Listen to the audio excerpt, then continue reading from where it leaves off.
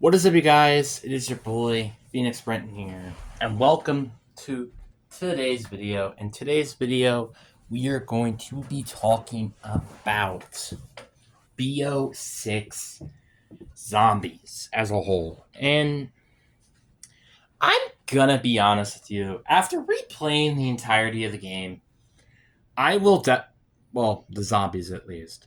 And I think this is just even really applies to the entire game in general. This is probably by far the worst game in the Black Ops series.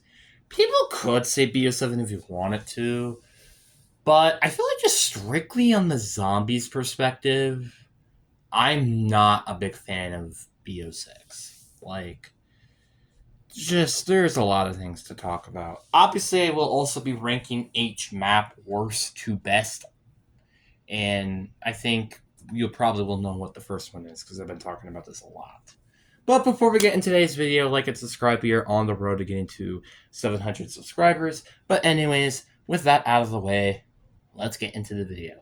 And I think before we get into the ranking, I kind of want to explain why I don't like this game. And I think it just comes down to two things, really. And it's the super sprinters and mutant injection. Because the mutant injection is just so broken in this game, and it's so insane, and it's stupid. And another one that I just completely hate as well is, again, the super sprinters, which BO7 does that a whole lot better with the super sprinters.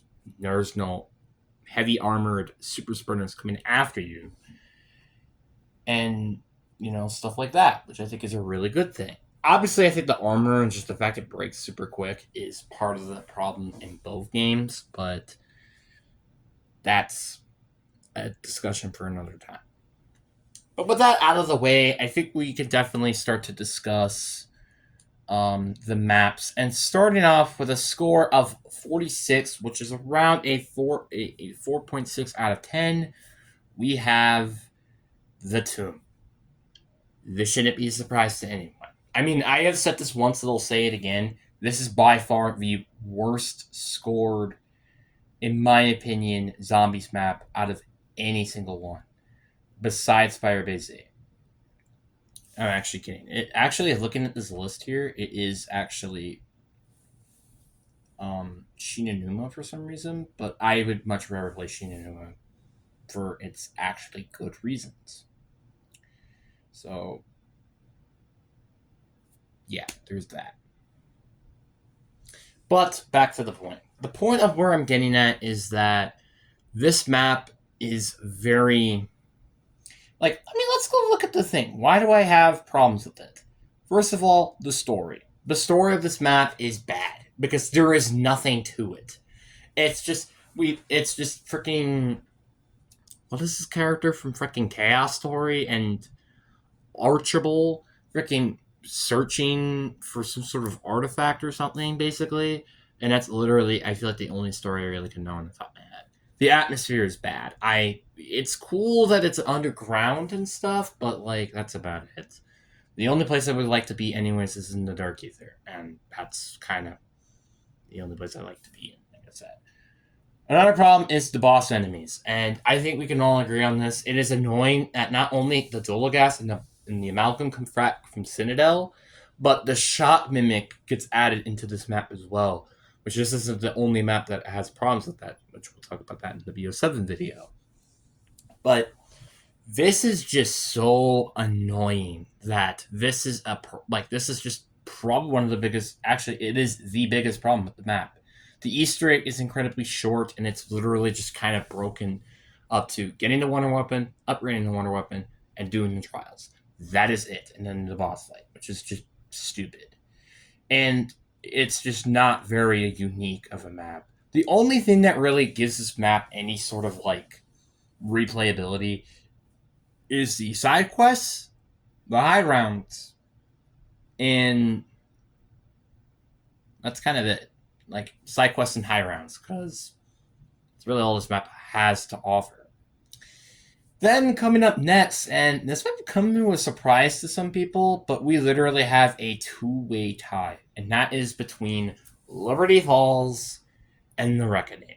And I think this is quite fair, to be honest with you, because both of these maps kind of somewhat have the opposite problems, like quite literally, except the side quests. They're both very good at those respectively. But when one does good, the other doesn't. Like, let's go over both of them, literally score by score. The story, Liberty Falls is awfully a decent story, even though underutilized, while The Reckoning just completely destroys the story of BO6. Atmosphere, both very, well, both not great. At least The Reckoning has a decent atmosphere, while Liberty Falls doesn't. Spacing. Liberty Falls actually has good spacing on the map, and it actually has some nice little shortcuts here and there, while The Reckoning doesn't really have that. Boss enemies, they both actually struggle with pretty bad as well. That's another problem that they both have. High rounds, I mean, Reckoning's fine, but like, Liberty Falls are way better. The Wonder Weapon, and this is kind of interesting because I think I prefer the jet gun, but in terms of like just it being new, it's obviously I would much prefer the Gorg effects. Easter eggs, they literally have the complete opposite scores of 3 and 7. Liberty Falls is just very short, while The Reckoning does have a kind of decent length one, and it's actually pretty fun to do. The side quests, like I said, are both very good respectively. While boss fights, on the other hand, and this is kind of where I might want to consider almost putting a 10, which is why I can't put a 10 is because of the sand boss fight. It's just so simple, even though different. Like, I mean, let's be honest here. The Richtofen boss fight is the only reason why it's high. I have just, again, recently played it a couple of times, and I do kind of wish it was a little bit easier. I don't know if it's just like this be cool, like just you can get your field upgrade faster, or I don't know, but like I just wish it was easier for some reason. That's just right. And then again, the uniqueness are kind of opposite. So if I did have to go pick a map to play, I would probably say Liberty Falls. But because I feel like they're very fairly rated, I feel like it's only fair to really keep them as a tie. Then next on the list, we have Shattered Vale. And I will say this once and I'll say it again. Shattered Vale is an overrated zombies map. I give it a score of 56. You know what score I gave Liberty Falls and Reckoning? Because I don't even think I said it. 54. That is not much at all.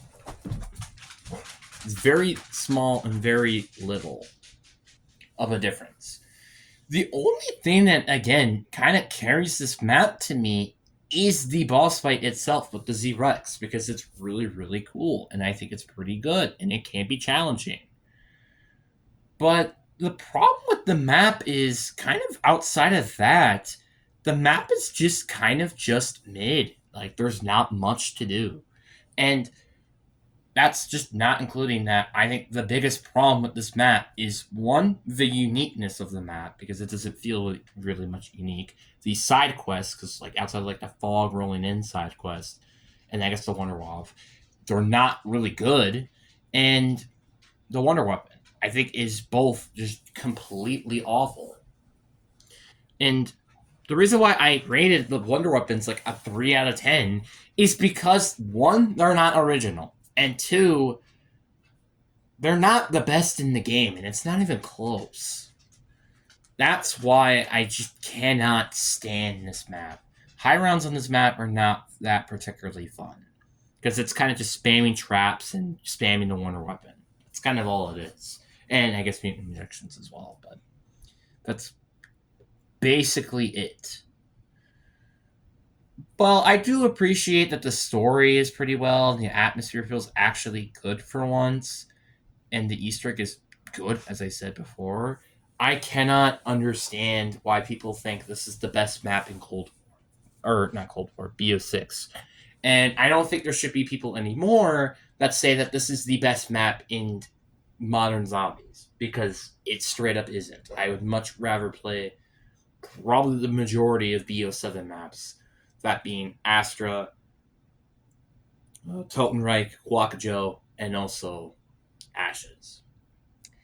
Then second on this list with a 61 score, we have Citadel Daymore. Now, I say the only, now, I want to be honest here. Almost everything has a 6 or higher, except for boss enemies, spacing, and side Easter eggs. Side Easter eggs I actually have as the lowest, because there's not really much good side Easter eggs. Like, the Rat King one is kind of cool, but that's kind of about it. And then I also guess the bartending one, but that's basically it. And then there's the bird one, which is so freaking stupid because it's you have to have him in the air for 3 minutes or something, and then you get a random perk. It's what? So it's just it's kind of dumb in that perspective. This is kind of where the story peaked, though, for sure. I don't think that's much of a question. And of course, this dog has to ruin my camera. Yeah, I said you. Anyway, I just don't really appreciate the map that much. The swords are cool. The high rounds are kind of nice with the oil trap and just throwing a Molotov. That's pretty cool. But outside of that, it's just it's not great. It's just the boss fight's pretty cool. The story's good. The atmosphere is decent. It is arbitrarily pretty solid map. That's why it's average of a 6.1 out of 10. But man, it's just I wish it did more with the Easter egg or something that was less, oh, grab everything and do them with a specific thing type quest. I also kind of wish that the side quests were more rewarding. It's just there's a lot of things that this map really needed, and also swords buff. There's just a lot of things they could have done. I mean, there's a reason why I prefer the Jotun over all the sword wonder weapons, because it actually has cool and unique abilities where it's it's not just swinging in one attack afterwards, and then there's just that dedicated other thing that they can do. It has a lot of other uses. For example, you swing it multiple times, it has that one just bang attack, which does more damage than the melees. You have that charge attack. You have the factor that it heats up the map. You see what I mean? I think the swords are just kind of a downgrade to the Jotun in kind of any direction. Maybe besides the fact that the Alliance Sword has a cool side ability, but that's kind of about it. And not surprisingly, with a score of 69, I had Terminus. And this shouldn't be a surprise to anybody that Terminus is the highest on this list, because it's my favorite map, and I think it's pretty simple. I do think this map is very similar, in my opinion, in terms of just overall score to Kawakajo, because I think Kawakajo and Terminus are awfully very similar.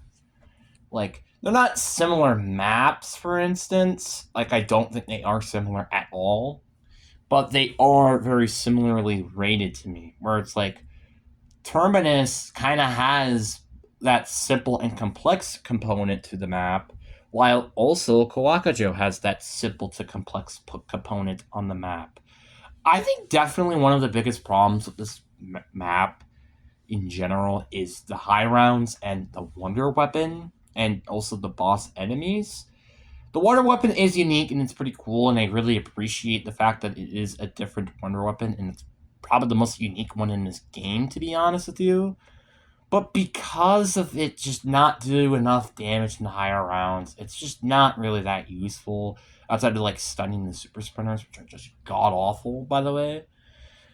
And the boss spam is annoying. Just the enemies on the map are not fun, because it's the amalgams on every single freaking map in the game.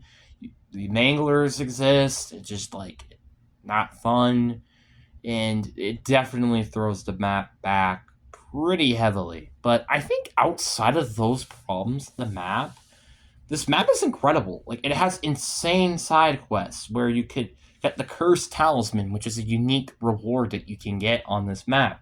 the funny mini games like with the bow, the crabs, the jump scare Easter egg with the elevator, the boss fight, which is insane, the Easter egg, which I think is very, very well done. Like, it does so many things right, and that's what I like about it. And I feel like if this map, for instance, was like on Black Ops 7, for instance, this map might do genuinely better because I think the BO7 engine is better than BO6, which I think is kind of part of the reason of why this map kind of falls off a little bit. And I feel like that's kind of unfortunate because I feel like this map is going to probably get slept on over the community because, well, BO7 came out, again, literally just the year after BO6 came out, and BO7 has had controversies somewhat, and, just not, and it's actually, like, having good maps like Totenreich, Quakajo, and after the first map being Ashes. So that's something that you do have to consider as well. And I think it's really a big shame because, again, like I said before, I think if this map was on BO7, I think it would fix some of the problems. Like, for instance, I think Treyarch might consider buffing the Wonder Weapon, which I don't know if they would actually, because I don't think they've yet to even buff a Wonder Weapon in this game. In fact, I don't think they have. But I think it would probably fix some of the changes that this map does have. Like, maybe, like, for instance, like, the boss spam, for instance. But that's just me. But anyways, guys, I really do hope you guys enjoyed this video, and I hope you guys have a fantastic day, and I'll see you guys on to the next one. Peace.